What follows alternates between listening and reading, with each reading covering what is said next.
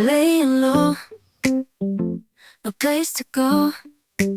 Good morning guys. तो अभी बज रहे हैं सुबह के 12 और देखिए हमारे पार्क में इतना लंबा चौड़ा पतला सांप निकल के आया है।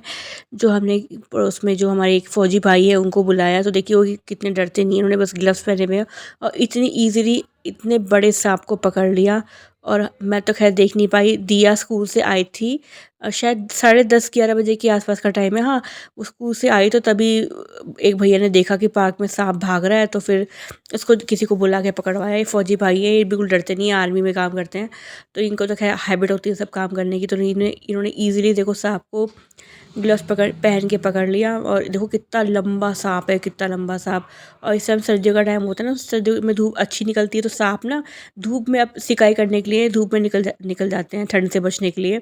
तो इसलिए सांप बिल से बाहर आ गया था, तो देखा इतना लंबा सांप था। और इसी पार्क में बच्चे रोज़ाना खेलते हैं, क्रिकेट खेलते हैं, छोटे बच्चे पार्क में झूला झूलते हैं और सारे गेम खेलते हैं। तो इसको हमने पकड़वाया, और यदि अगर किसी छोटे बच्चे को डस लेता तो ना गैस बहुत ज़्यादा दिक्कत हो सकती थी। अच्छा भाई सांप दिख गया, और इतना लंबा सांप था, किसी बच्चे का अगर पैर पड़ जाए तो उसे काट भी ले, डस भी ले।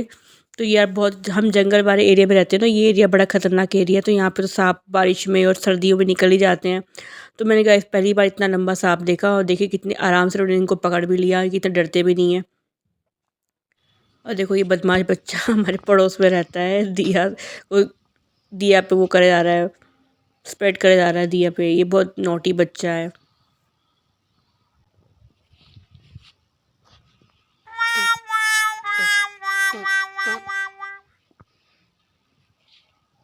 हेलो एवरीवन, कैसे आप सब? आई होप आप बहुत अच्छे होंगे। तो अभी बज रहे हैं शाम के 7। तो गाइस मैं आज बहुत लेट ब्लॉग स्टार्ट कर रही हूँ, क्योंकि मैं आज सुबह से लाइव में बिज़ी थी। अभी भी मुझे लाइव करना है।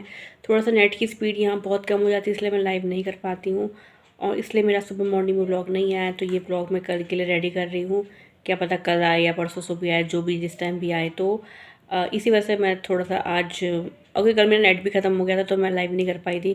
क्योंकि वाईफाई चलता है, वाईफाई की जब स्पीड कम होती है तो मैं नेट चलाती हूँ, तो दोनों में से कोई चीज़ मुझे ऑन करनी पड़ती है, ऑन ऑफ करनी पड़ती है, कभी वाईफाई कभी नेट। तो इसी वजह से मेरा लाइव कल नहीं आ पाया था, तो आज मेरा लाइव हुआ। और शाम को अगर स्पीड अच्छी आएगी तो शायद शाम को भी करूँ। अगर मेरा ब्लॉग पूरा एडिट हो जाता है, टाइम निकल जाएगा, तो शाम को भी करूँगी। तो गाइस आजकल दिन इतने छोटे हो गए हैं और मूड इतना अच्छा रह रहा है कि मतलब काम करते करते दिन निकल जाता है, पता चलता ही नहीं है। सारा दिन मेरा यूट्यूब में और घर के कामों में निकल जाता है, पता ही नहीं चलता। और इसी वजह से थोड़ा सा शेड्यूल मेरा बिज़ी हो गया है। और बच्चों के एग्ज़ाम भी चल रहे हैं, आपको बताया था बच्चों के मेरे एग्ज़ाम चल रहे हैं। तो दिया का शनिवार को लास्ट पेपर है, और उसके बाद के एग्ज़ाम ख़त्म हो जाएंगे। तो गाइस आज भी सोचा आपसे कुछ बातें कर लूँ, क्योंकि बिना बातें की तो मैं रह सकती नहीं हूँ, आपको पता ही है। और मैंने जूड़ा बना रखा है, मेरे बाल ऐसे लग रहे हैं, जूड़ा बना रखा है मैंने। तो क्या बात करूँ, कुछ समझ नहीं, आज क्या स्टार्ट करूँ, आज कुछ नया स्टार्ट किया जाए। तो गाइस आपको ना, मैं कुछ कहना चाहती हूँ कि आपको हमेशा किसी चीज़ में अपने आप को बिज़ी रखना चाहिए।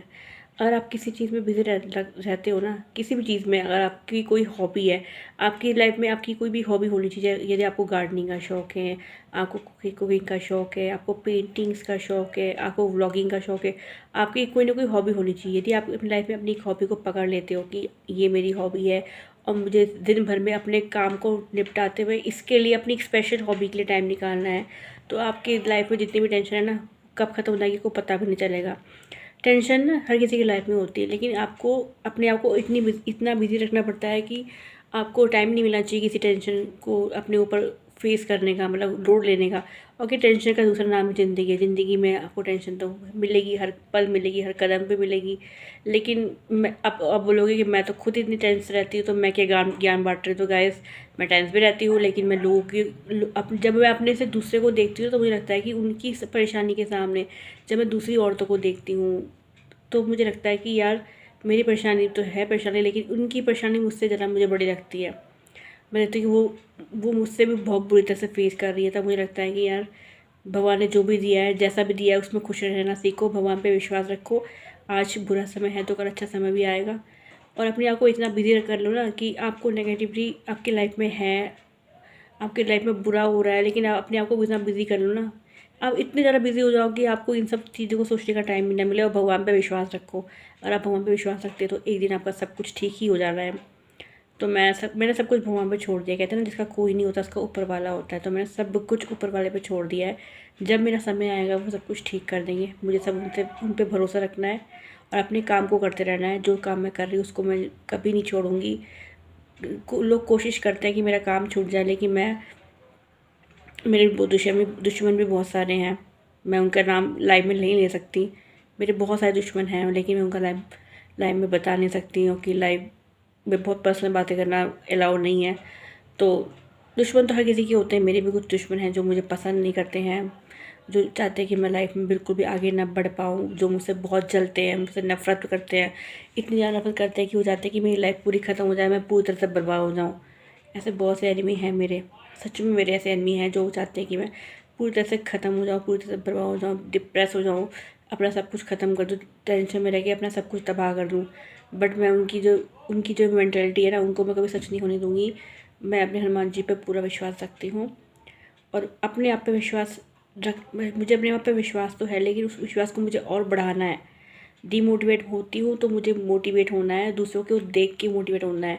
इसलिए ना मैं ऐसी औरतों की वीडियो जो देखती हूँ, जो मेरी जैसी औरतें हैं, जो बहुत बुरे वक्त से गुजर रही हैं, तो उनको देख के मुझे अंदर से प्रेरणा मिलती है कि यार ये कैसे कैसे सर्वाइव कर रही हैं, ये कैसे कैसे जी रही हैं।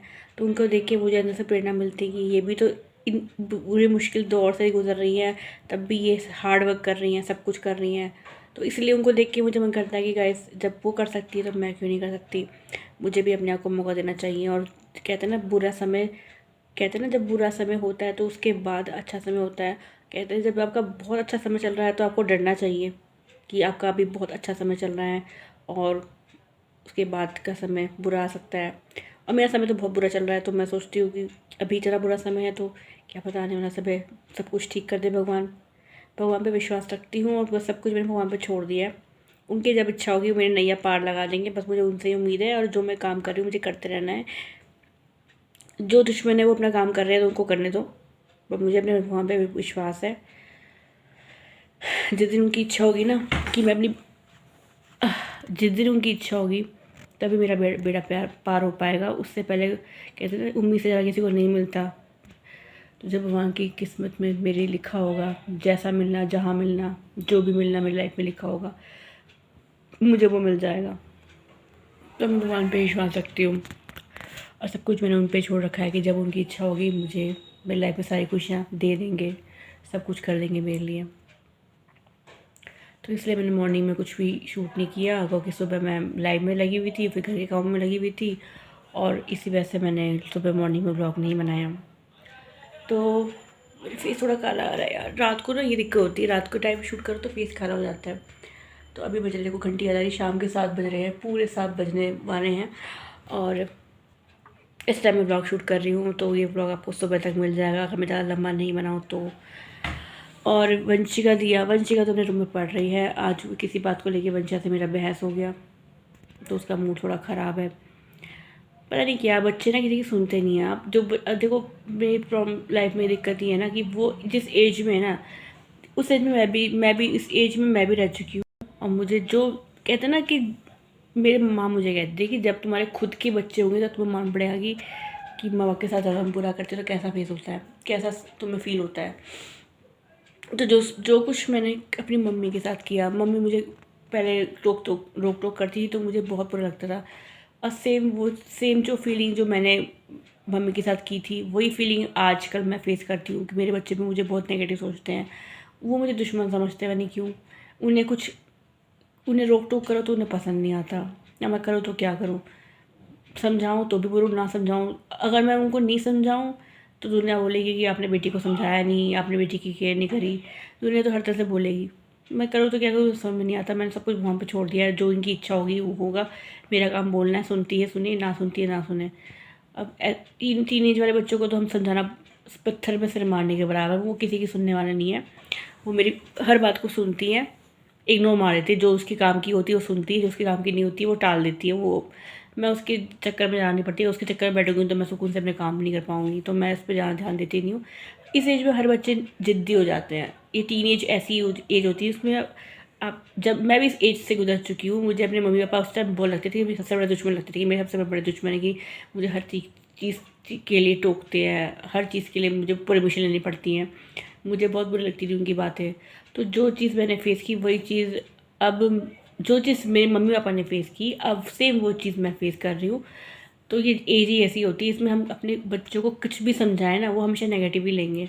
चाहे प्यार से समझाएं चाहे गुस्से से समझाएं, पर वो हमेशा दुश्मन मानते हैं हमें कि कुछ भी करने से पहले बार बार टोकती हैं, ये नहीं करना वो नहीं करना। भाई उन्हें क्या पता क्या सही है क्या नहीं सही है। उनके जितने इतना दिमाग नहीं, उनके अंदर मैच्योरिटी तो अभी नहीं आई, अभी तो उनके अंदर बचपन है। वो तो हमेशा ये सोचेंगे कि हमें हर चीज़ के लिए रोका जाता है टोका जाता है। तो उनको समझाना बेकार है। या मुझे यह समझ में नहीं आता गाइस मैं कैसे ट्रीट करूँ। कहते हैं कि इस एज में बच्चों को दोस्त बनाना चाहिए, या मुझसे ना दोस्ती नहीं होती है, पता नहीं क्या, मतलब लोग कैसे करते हैं मुझे समझ में नहीं आता, या मुझे कैसे ट्रीट करना चाहिए। सब कहते हैं अपने बच्चों को दोस्त बना के रखो इस एज में, पर दोस्त बनाने के लिए बच्चों के साथ रहना पड़ता है ना। अब उसे स्पेस चाहिए, तो मैं जब उसको स्पेस दूंगी तो मैं उसके दोस्त कैसे बन पाऊंगी। प्यार से समझाती हूँ तब भी उसे समझ में नहीं आता, गुस्से से समझाऊंगी तो गुस्सा तो मेरा आपको पता ही है, मैं बहुत ज़्यादा गुस्सा करती हूँ। मुझे कुछ समझ में नहीं आता मुझे क्या करना चाहिए क्या नहीं करना चाहिए। मैं इस सिचुएशन को फेस कर रही हूँ। अब ये सिचुएशन मेरे मम्मी पापा ने भी फेस की थी। अब कहते हैं ना, जब अपने खुद की औलाद होती है तो मालूम पड़ता है कि कितनी भारी पड़ती है जब खुद पे फेस करना होता है। तो वही सब कुछ पे मुझे फील हो रहा है। खैर बस इसी बात की टेंशन है कि यार कैसे होगा क्या होगा, मुझे कुछ समझ में नहीं आ रहा। इस बात की टेंशन भी रहती है मुझे, और उसकी एज ही ऐसी है, उसको चाहिए। समझ नहीं आता मैं दोस्ती कैसे करूँ यार। कोशिश तो बहुत करती हूँ, पता नहीं क्या मेरा मूड ही ऐसा है, मुझे गुस्सा आ जाता है। मुझे गुस्से पे कंट्रोल करना सीखना होगा। एक बार कोशिश तो करनी पड़ेगी। अब आप मुझे कमेंट सेक्शन में बताइए कि मैं कैसे ट्राई करूँ कि कैसे उनके मन में अपनी जगह बनाऊँ। ऐसा क्या करूँ कि वो मुझे अपना फ्रेंड बना ले, और कि मेरे उसके बीच, पता नहीं कि जब दो बच्चे होते हैं ना तो एक बच्चा, हमेशा आपने नोटिस किया होगा जब कि दो बच्चे होते हैं ना, एक आपके बहुत क्लोज होता है और एक आपसे दूरी बना के रखता है। तो मेरे साथ ऐसा ही कि मेरी जो बड़ी वाली बेटी है उसका मेरे से थोड़ा स्पेस ज़्यादा है, और छोटी वाली मेरी बहुत क्लोज है। अब रीज़न ये है कि उसकी उससे पढ़ती नहीं है, उसकी बड़ी वाली से नहीं पढ़ती हैं। जब वो आती है तो बोलती है कि ये इसको तुम मम्मी चिपका के रखती है, तो इसलिए वो मेरे पास नहीं आती हैं। अब मुझे कुछ समझ में नहीं आता मुझे क्या करना चाहिए, मैं बहुत कंफ्यूज रहती हूँ। तो गैस मिलती हूँ आपसे थोड़ी देर में। बहुत सारी बातें बातें कर ली मैंने, तो अभी जाती हूँ मैं पूजा वूजा करने, खाने की तैयारी करने, बच्चों के पराठे बनाने हैं मुझे। आपको पता ना बच्चों के पराठे मैं रेट बनाती हूँ, जब वो आएंगे तब बनाऊँगी। अभी मैं आटा वाटा गूँथ के आती हूँ, तो जब वो आएंगे तो उनके लिए गर्मा गर्म पराठे बनाऊँगी। तो अभी जाती हूँ मैं किचन में आटा वाटा गूँथने के लिए और पूजा करने के लिए। तो मिलती हूँ आपसे थोड़ी देर में। आप लाइव में एंड तक बने रहिएगा। तो गाइस आज की वीडियो में इतना ही, मिलती हूँ आपसे नेक्स्ट व्लॉग में। तब तक के लिए take care, bye bye, see you my next vlog.